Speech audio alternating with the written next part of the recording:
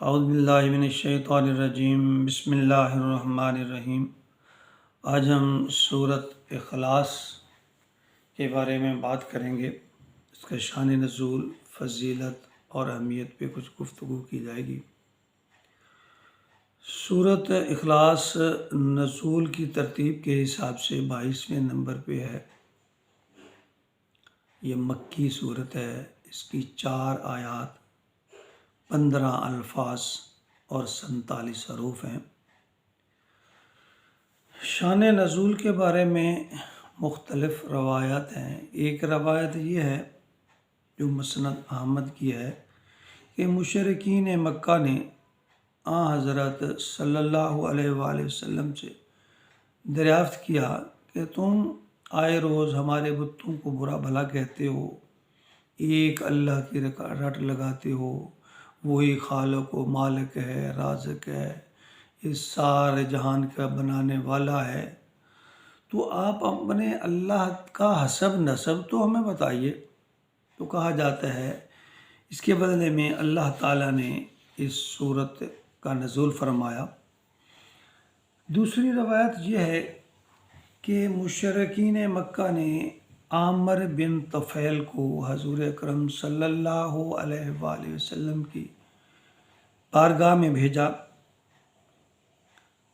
کہ اگر تم پر سحر یعنی جادو ہو گیا ہے تو تم بتاؤ، تمہارا کسی اچھے راہب سے، عامل سے علاج کروا دیتے ہیں۔ اگر تمہیں بادشاہی کی ضرورت ہے، لالچ ہے، تو ہم آپ کو بادشاہ بنا دیتے ہیں۔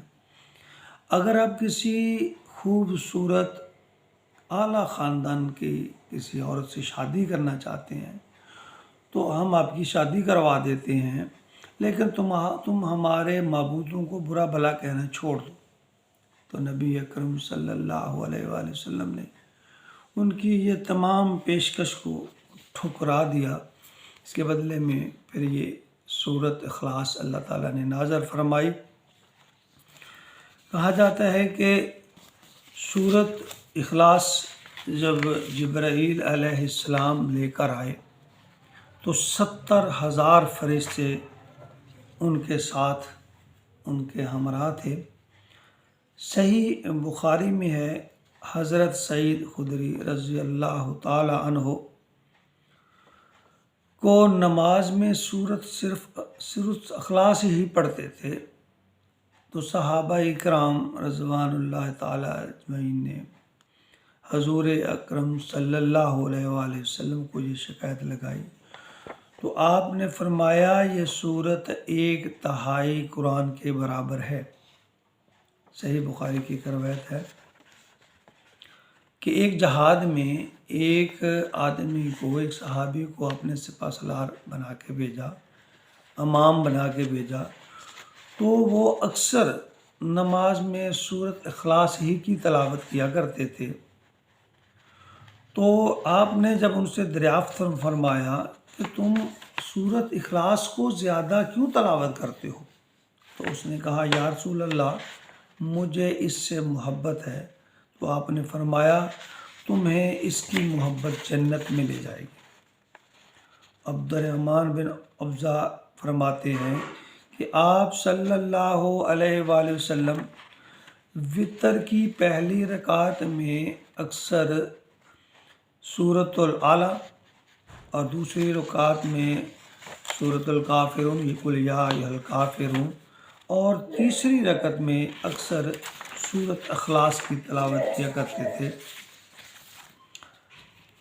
حضرت عقبہ بن عامر رضی اللہ تعالیٰ عنہ سے روایت ہے کہ آپ نے فرمایا کہ حضور اکرم صلی اللہ علیہ وآلہ وسلم نے فرمایا کہ ایسی صورت، اس طرح کی صورت نہ تو تورات میں نازل ہوئی اور نہ انجیل میں، اور آپ نے اس کی تلاوت ہر رات کرنے کی تلقین فرمائی۔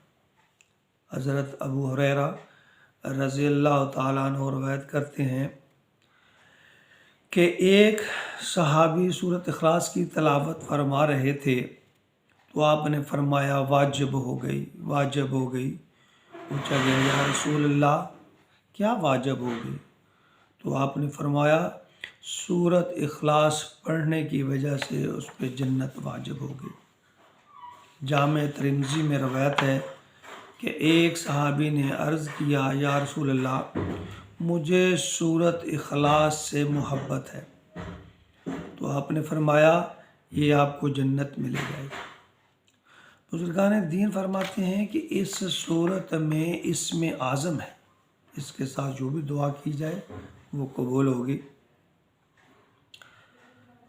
آپ صلی اللہ علیہ وآلہ وسلم اکثر صبح کی سنتوں میں اور مغرب کی 2 سنتوں میں اکثر پہلی رکعت میں سورت قل یا ایھا الکافرون اور سورت اخلاص کی تلاوت کیا کرتے تھے۔ مسند احمد میں ہے کہ نقل کرتے ہیں کہ جو شخص اس سورت کو دن میں 10 مرتبہ پڑھ لے گا تو اللہ تعالیٰ اس شخص کے لیے جنت میں ایک محل بنا دیں گے۔ تو حضرت عمر رضی اللہ تعالیٰ عنہ نے دریافت فرمایا، یا رسول اللہ، پھر تو ہم بہت سے محل بنوا لیں گے؟ تو آپ نے فرمایا اللہ اس سے زیادہ اچھا دینے والے ہیں۔ حضرت عائشہ رضی اللہ تعالی عنہا روایت فرماتی ہیں کہ آپ ہر روز رات کو سونے سے پہلے 3 قل صورتیں یعنی قل اعوذ برب الفلق، قل اعوذ برب الناس اور سورت اخلاص پڑھ کر اپنے ہاتھ میں دم کر کے اپنے چہرے پر پھیرتے، اپنے سر پر پھیرتے اور پھر پورے جسم پر جہاں جہاں آپ کا ہاتھ پہنچتا اس کو پھیر لیتے تھے۔ آئیے ہم اس کے ترجمے کی طرف۔ بسم اللہ الرحمن الرحیم۔ قل هو اللہ احد، کہہ دو اللہ ایک ہے، احد ہے۔ اللہ الصمد، وہ بے نیاز ہے۔ اللہ الصمد، وہ بے نیاز ہے۔ لم یلد ولم یولد، نہ وہ کسی کا باپ ہے نہ وہ کسی کا بیٹا ہے، یعنی نہ اس نے کسی کو جنا اور نہ وہ کسی سے جنا گیا۔ ولم یکن لہ کفوا احد، اور اس کا ہمسر، اس کے برابری کرنے والا کوئی نہیں ہے۔